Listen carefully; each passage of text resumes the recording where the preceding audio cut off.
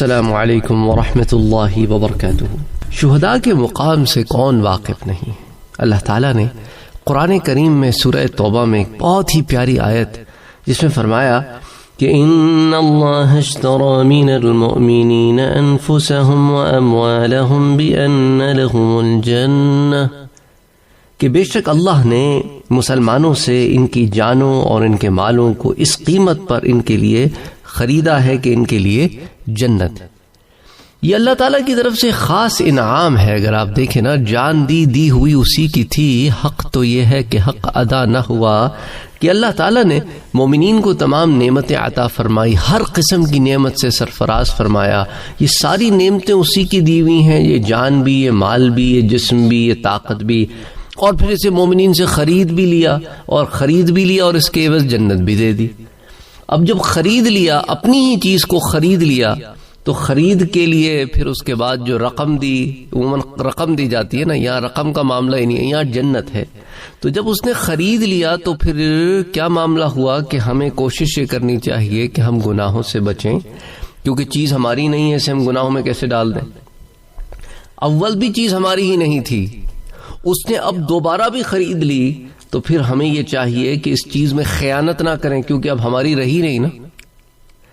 ہماری جب ایک چیز رہی نہیں تو اس کا غلط استعمال ہمارے لیے خیانت کے زمرے میں آئے گا، اس لیے پکڑ ہوگی۔ اس لیے کہا کہ بھی مومنین سے ان کی جانیں لے لی ہیں اور اس کا سودا یہ ہے کہ اس کے بدلے جنت ہے، تو پھر گناہوں سے بچنے کی کوشش کرو۔ نگاہوں کو، زبانوں کو، کانوں کو، آنکھوں کو، ہاتھوں کو، پیروں کو اور دیگر جو جسم کے اعضاء ہیں انہیں گناہوں سے بچاؤ، زنا سے بچاؤ، بدکاریوں سے بچاؤ، بدچلنیوں سے بچاؤ، اور گناہوں کے راستوں پہ چلنے سے بچو۔ کیونکہ تم نے اس چیز کو اللہ کو بیچ دیا ہے اور اس کے بدلے جنت کا سودا کر لیا۔ اب سودا کرنے کے بعد خیانت کیسی؟ سوچو نا ذرا، سودا کرنے کے بعد خیانت کیسی؟ اور وہ جو یہ سودا کر لیتے ہیں اور اس کے بعد اپنی جانوں کو اللہ کی راہ میں لگا دیتے ہیں، تو والذین قتلوا فی سبیل اللہ، اور جو اللہ کی راہ میں مارے جاتے ہیں، فلن یضل اعمالہم، اللہ ان کے عملوں کو ضائع نہیں کرے گا۔ اللہ اکبر، اللہ اکبر۔ یہ میرے رب کا کی طرف سے انعام ہے مومنین کے لیے۔ یہ بات انہیں سمجھ میں نہیں آتی جو ایمان کی دولت سے سرفراز نہیں ہوتے، وہ آ کے سوال کرتے ہیں، یہ تم لوگ جنت کی کیا باتیں کرتے رہتے ہو؟ جنت کس نے دیکھی ہے؟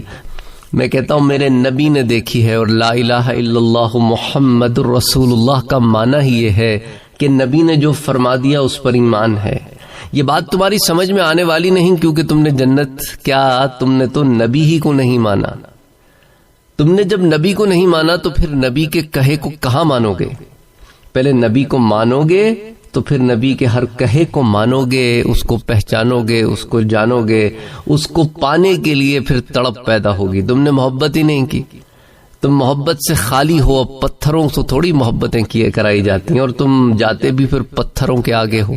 پتھروں کے آگے جانے والے دل بھی پتھر، تو پھر کہاں انہیں یہ بات سمجھ میں آئے گی؟ جس کے دل میں ایمان نہیں، اس کے لیے ساری چیزیں پھر ایسی ہیں کہ جو کرے گا اس کا بدلہ یہیں پالے گا۔ یہ بات نہیں ہے کہ یہ لوگوں میں احساس نہیں ہوتا، احساس ہوتا ہے، اچھائی بھی کرتے ہیں، ہر قوم و مذہب میں اچھے برے لوگ ہوتے ہیں، لیکن مسلمانوں میں بھی احساس کی ایک کمی نظر آتی ہے، کیونکہ ایمان کی کمی موجود ہے۔ جس میں ایمان ہو اس میں احساس ہوتا ہے۔ ایسا ہو نہیں سکتا کہ ایمان ہو اور احساس نہ ہو، کیونکہ اللہ تعالیٰ نے درد دل کے واسطے پیدا کیا انسان کو۔ اقبال نے کہا نا، درد دل کے واسطے پیدا کیا انسان کو، ورنہ طاعت کے لیے کچھ کم نہ تھیں کروبیاں۔ تو اللہ تعالیٰ نے انسان کو جو ایک درد دل دیا نا، ایک رحم دیا ہے، اس کا ایک بہت بڑا عنصر، بہت بڑا مادہ یہ لوگوں کو سمجھ میں نہیں آتا، جن کے اندر ایمان نہ ہو، اور ایمان والوں کو صبر نہیں آتا جب دنیا اندر بسی ہوئی ہو۔ حضرت ابو ہریرہ رضی اللہ تعالی عنہ فرماتے ہیں کہ حضور اکرم صلی اللہ علیہ وآلہ وسلم نے ارشاد فرمایا کہ میرے پاس ان 3 آدمیوں کو پیش کیا گیا جو سب سے پہلے جنت میں جائیں گے۔ ایک تو شہید ہے، دوسرا حرام سے اور شبہات سے بچنے والا ہے، اور تیسرا وہ غلام جس نے اچھی طرح اللہ کی عبادت کی اور اپنے مالک کے ساتھ بھی خیر خواہی کی۔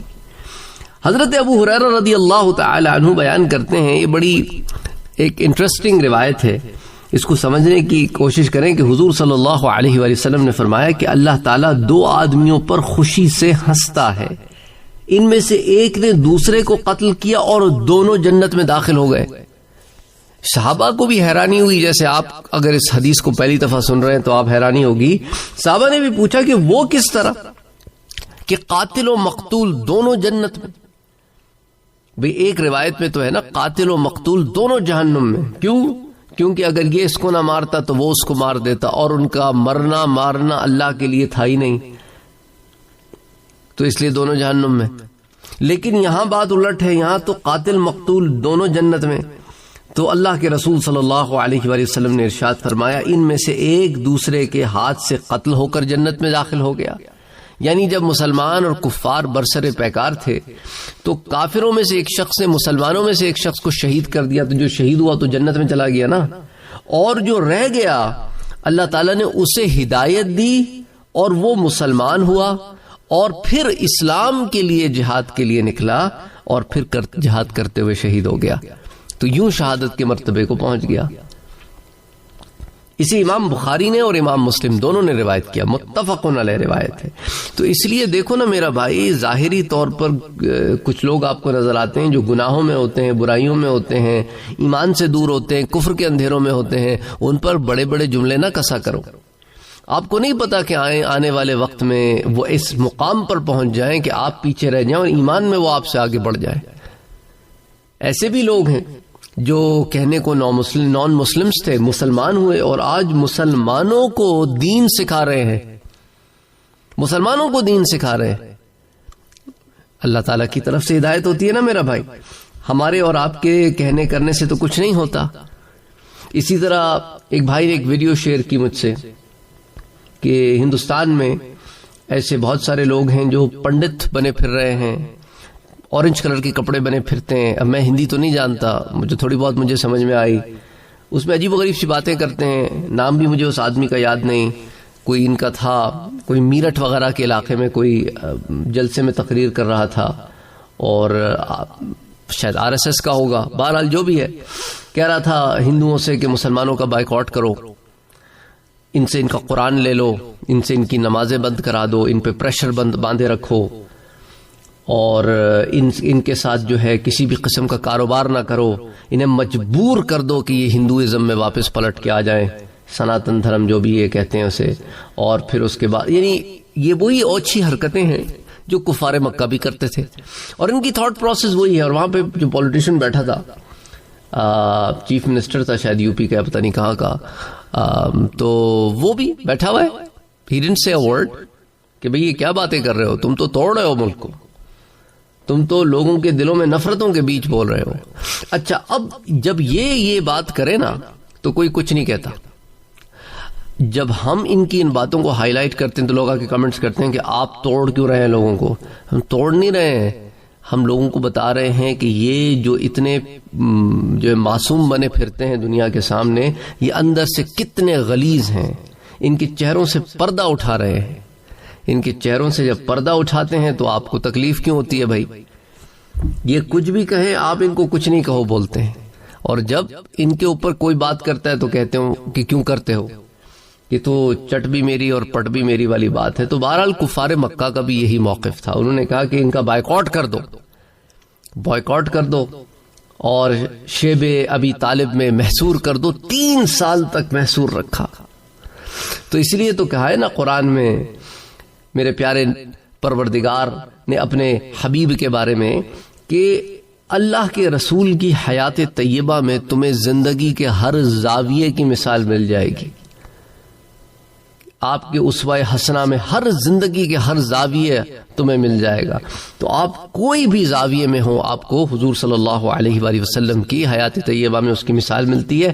آپ افضل الرسل ہیں. اسی لیے میں نے کیا کہا تھا آپ کو کہ غامدی صاحب تو اس بات کو نہیں مانتے. ان کے ساتھ جو حمزہ علی عباسی بیٹھا تھا وہ بھی ان کے ساتھ یوں ہی ہاں میں ہاں ملا رہا تھا. لیکن قرآن سے اور دلائل سے اس بات کو میں نے آپ کے سامنے رکھا اور احادیث مبارکہ سے بھی کہ حضور صلی اللہ علیہ وآلہ وسلم خاتم الانبیاء والرسل بھی ہیں اور افضل الرسل بھی ہیں.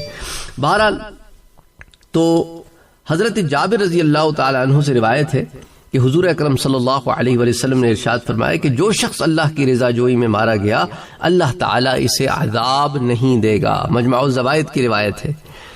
اب مصنف ابن ابی شیبہ کی ایک روایت پہ آج کے درس کا اختتام کرتے ہیں. حضرت عبداللہ ابن عمر رضی اللہ تعالی عنہ فرماتے ہیں کہ جنت میں ایک محل ہے. جنت میں ایک محل ہے. اس محل کا نام عدن ہے اور اس عدن کے محل کی کیفیت یہ ہے کہ اس میں 5000 دروازے ہیں. 5000 دروازے. اللہ اکبر. اور ہر دروازے پر 5000 حوریں ہیں. 5000 دروازے. ہر دروازے پر 5000 حوریں ہیں. ملٹیپلائی آپ کر لیں 5000 ٹائمز 5000. ٹھیک ہے کتنے ہو گئے؟